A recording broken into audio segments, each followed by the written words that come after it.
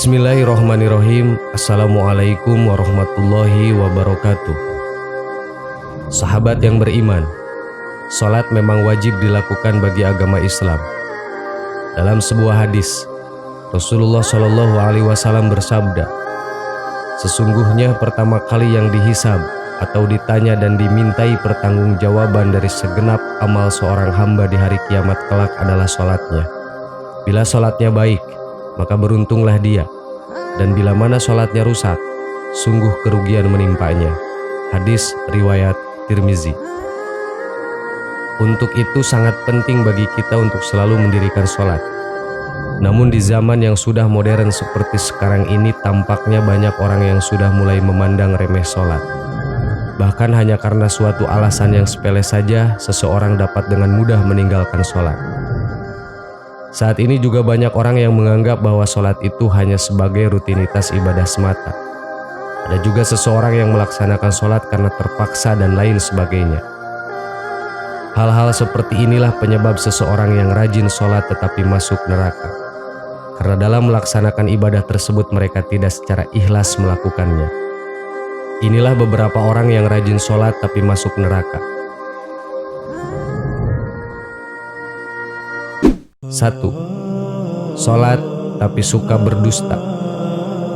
Berdusta merupakan salah satu dosa besar dan diancam siksa yang pedih di akhirat kelak. Di zaman seperti ini, kebohongan tampaknya sudah menjadi suatu kebiasaan di kalangan masyarakat. Padahal sekecil apapun sebuah kebohongan akan tetap dianggap sebagai dosa besar. Meskipun ada seseorang yang rajin salat dan beribadah, namun apabila lisannya suka berbohong, maka salat dan ibadahnya akan sia-sia semata. Karena kebohongannya itu akan menghapus amal-amalnya. Dan apabila ia mati dalam keadaan tidak bertaubat kepada Allah, maka dia akan dimasukkan ke dalam neraka Allah. Allah Subhanahu wa taala berfirman, A'udzubillahi minasyaitonirrajim. Bismillahirrahmanirrahim. Innama yaftaril kadibal ladina la yu'minuna bi ayatillah wa ulaika humul kadzibun. Shadaqallahul adzim.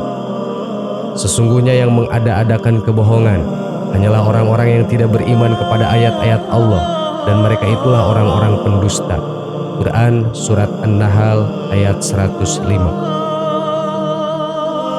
Berbohong menunjukkan salah satu ciri dari golongan orang-orang yang munafik. Untuk itulah mengapa kita sebagai umat Islam harus menjauhi yang namanya perbuatan dusta, karena itu dapat menyengsarakan kita baik di dunia dan di akhirat.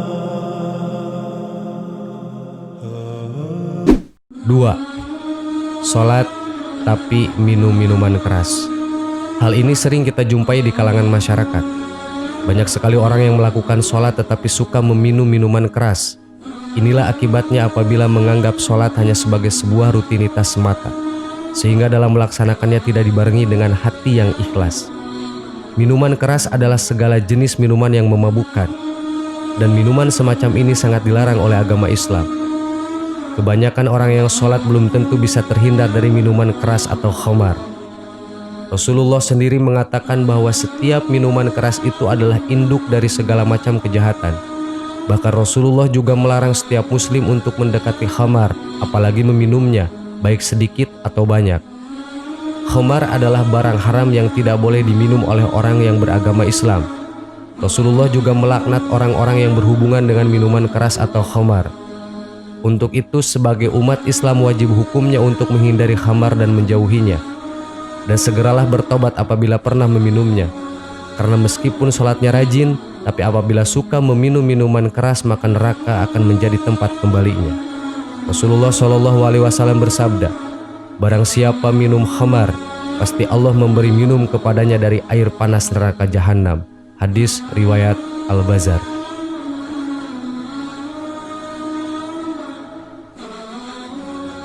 3. Salat tapi percaya dukun. Orang yang salat tetapi ia percaya dengan dukun atau ramal adalah salah satu orang yang dapat dikatakan salat tetapi ia masuk neraka. Seperti kita ketahui, dukun adalah orang yang mengaku bahwa dirinya mengetahui perkara-perkara gaib yang tersembunyi. Dalam hadis riwayat Imam Muslim, orang yang percaya kepada dukun maka salatnya tidak akan diterima selama 40 hari.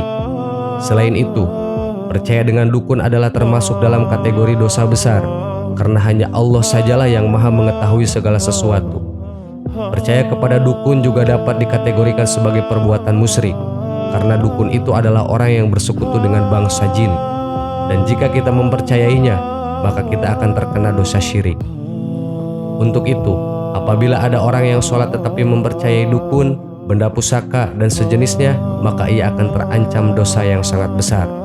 Rasulullah SAW bersabda, barang siapa yang mendatangi tukang ramal atau dukun, kemudian ia membenarkan apa yang dikatakannya itu, maka sungguh ia telah ingkar terhadap apa yang telah diturunkan kepada Nabi Muhammad SAW. Hadis riwayat Abu Dawud, At-Tirmidzi, dan Ibnu Majah.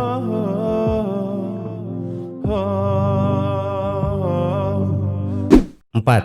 Sholat tapi suka bergunjing keburukan orang lain.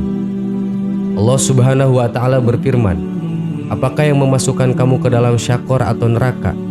Mereka menjawab, kami dahulu tidak termasuk orang-orang yang mengerjakan sholat, dan kami tidak pula memberi makan orang miskin, dan adalah kami membicarakan yang batil bersama dengan orang-orang yang membicarakannya, dan adalah kami mendustakan hari pembalasan hingga datang kepada kami kematian. Maka tidak berguna lagi bagi mereka syafaat dari orang-orang yang memberikan syafaat. Quran Surat Al-Muddatsir ayat 42-48. Dalam ayat tadi, salah satu penyebab orang masuk neraka adalah karena suka membicarakan keburukan orang lain. Orang yang mendirikan sholat tetapi suka membicarakan kejelekan orang lain, maka ia ditempatkan di dalam neraka syakor. Allah melarang kita untuk membicarakan aib orang lain. Allah Subhanahu wa Ta'ala berfirman, A'udzubillahi minasyaitonirrajim. Bismillahirrahmanirrahim.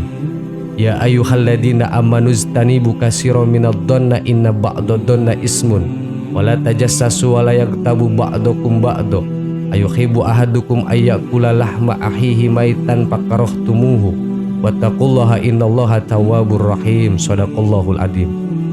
Hai orang-orang yang beriman, jauhilah kebanyakan buruk sangka atau kecurigaan, karena sebagian dari buruk sangka itu dosa. Dan janganlah mencari-cari keburukan orang, dan janganlah menggunjing satu sama lain.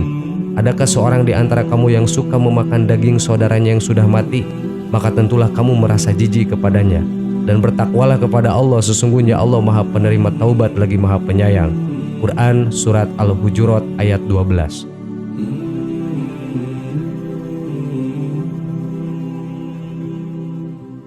5. Sholat tapi mengabaikan anak yatim.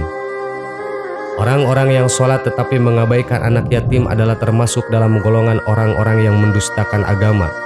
Hal ini sudah jelas diterangkan dalam Al-Quran Surat Al-Ma'un.